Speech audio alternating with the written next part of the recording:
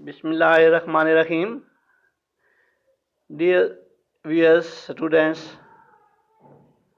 आज इस वीडियो में हम पढ़ेंगे शेख सादी की सबक आमोज़ कहानियाँ।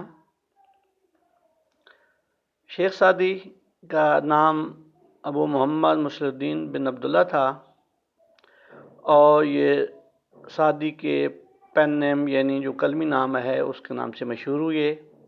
इनकी पैदाइश 1210 में हुई और इनकी वफ़ात में 2 साल 1291 और 92 का जिक्र है। कहानियों के लिए इन्होंने इंडिया के मशरक़ से लेकर त्रिपुरा के मगरब तक का सफ़र किया और गुलिस्तान लिखी। और ये जो किताब है गार्डियन अखबार के मुताबिक पहली मशहूर जो किताबें हैं उनमें शामिल की जाती है। तो पहली आज की कहानी है वैल्यू एंड इम्पॉर्टेंस, यानी किसी चीज़ की कदर और अहमियत। तो कहानी इस तरह है, एक बादशाह और एक ईरानी ग़ुलाम एक किश्ती में सफ़र कर रहे थे। ग़ुलाम ने कभी भी समुंदर में सफ़र का नहीं किया था और ना ही कभी किसी मसले या मुसीबत का उसे वास्ता पड़ा था।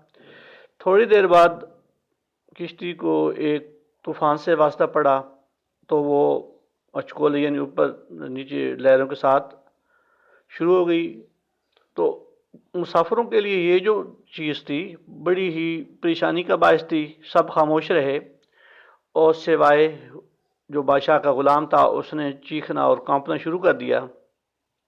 और उसकी चीखों पुकार से 2 मसले पेश थे। एक तो किश्ती में मसला था हो रहा था और दूसरा उसकी परेशानी थी। तो लोगों ने बड़ी ही उसे शफ़क़त से मेहरबानी से चुप कराने की कोशिश की, लेकिन उसने किसी की न सुनी। जब ये मसला काफ़ी देर रहा तो बादशाह भी परेशान हो गया।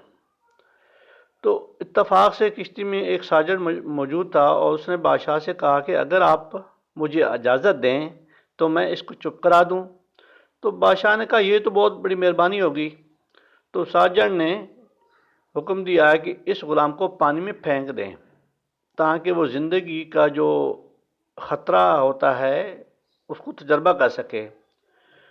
तो जब वो फेंका तो पानी में हाथ पाँव मारने शुरू कर दिए। जब डूबने वाला था तो 2 आदमियों ने उसको बाहर निकाला और किश्ती में रख दिया। तो उसने दोनों हाथों से किश्ती के पिछले से चिमट गया और बिल्कुल खामोश से बैठ गया। तो बादशाह को ये बड़ा अजीब गरीब महसूस हुआ है कि ये क्या माजरा है। तो वो सिपाही से या सज्जन से ये इसकी हिकमत पूछी।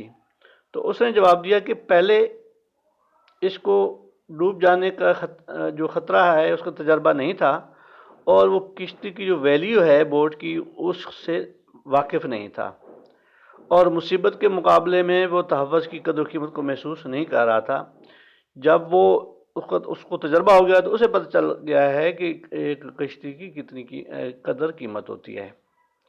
तो ये दूसरी स्टोरी है, जुल्म और ख़राबी को इब्तिदा से ख़त्म करना चाहिए। Evil and cruelty should dip in the bud. तो ये कहानी ऐसे है कि जब ईरान के बादशाह नौशरवान जो अपने इंसाफ के लिए बहुत मशहूर थे, शिकार के लिए गए तो उन्होंने हिरण पकड़ा और उसको भूनने के लिए कहा और एक लड़के को कहा कि नमक लेके आए। तो जब वो लड़का नमक लेके आया और बादशाह को पेश किया तो उसने पूछा कि नमक की कीमत अदा कर दी है। तो लड़के ने जवाब दिया नहीं। तो उसने कहा नमक की कीमत अदा कर दो, कहीं ऐसा ना हो कि ये रवाज बन जाए और गांव तबाह हो जाए। ये पूछने पर कि ऐसे मामूली मुतालबे से क्या नुकसान हो सकता है, तो बादशाह ने कहा दुनिया में जो जुल्म की बुनियाद है वो बहुत छोटी होती है। जिस किसी ने इसको बड़ा किया यहाँ तक कि ये अपने मौजूदा हुजम को पहुँच गई है।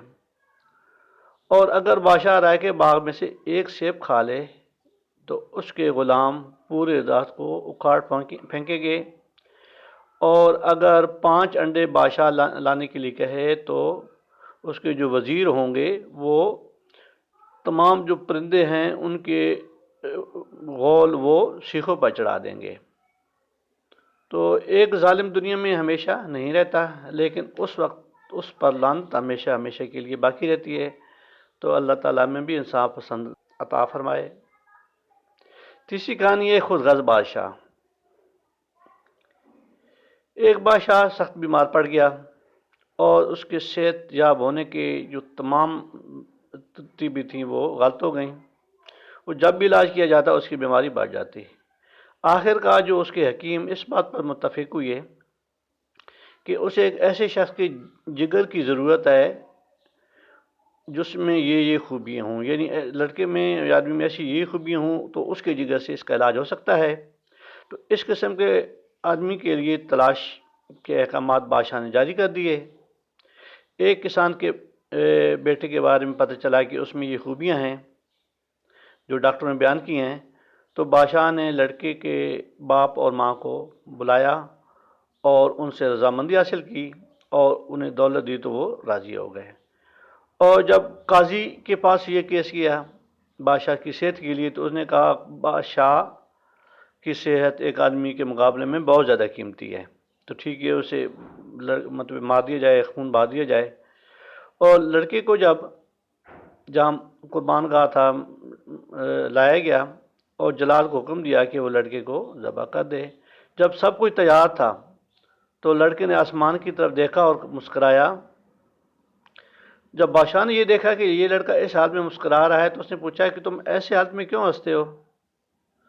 تو لڑکے نے کہا کہ ایک بیٹا محبت کے لیے اپنے والدین کی طرف دیکھتا ہے، یعنی جو امیڈیٹ ہوتا ہے محبت شفقت کا جو محور ہے وہ بچے کے والدین ہوتے ہیں۔ کہتا ہے اگر وہ ناکام ہو جائیں تو آدمی انصاف کے لیے قاضی کے پاس جاتا ہے اور پھر بادشاہ کے پاس، لیکن کہتا ہے جی موجودہ جو صورتحال ہے وہ اس کے والدین نے دنیا کی معمولی دولت کی خاطر مجھے حوالے کر دیا ہے بادشاہ کے، اور قاضی نے بادشاہ پر ترجیح دیا اور مجھے مارنے کا فیصلہ کر دیا ہے، اور بادشاہ تو خود اس سے ضرورت اپنی صحت کی۔ تو کہتا ہے ابھی اس حالت میں میں اللہ تعالیٰ سے ہی انصاف کی تلاش کرتا ہوں اور اسی خلاف شکایت کرتا ہوں۔ میں بادشاہ یہ الفاظ سنے تو بڑی پریشانی محسوس کی اور اس کے آنکھوں میں آنسو آ گئے اور کہا کہ بہتر ہے کہ میں تو اس حالت میں مر جاؤں کہ ایک بے گناہ لڑکے کا خون ہو جائے۔ اور اس نے لڑکے کے سر اور آنکھوں کو بوسہ دیا اور اس کی بہت سی دولت ایز اے گفٹ دی، اور یہ بھی کہا جاتا ہے کہ بادشاہ ایک ہفتے کے اندر اندر ٹھیک ہو گیا۔ تو اللہ تعالیٰ ہی ہمیں ایسے بادشاہوں سے بادشاہ نصیب فرمائے جو اپنی عوام کی مفادات کو ترجیح دیتے ہیں اپنے پر۔ تو ویوز اپنا خیال رکھنا، اپنے والدین کا خیال رکھنا اور خیر و برکت کے لیے کوشاں رہنا۔ ٹیک کیئر، اللہ حافظ۔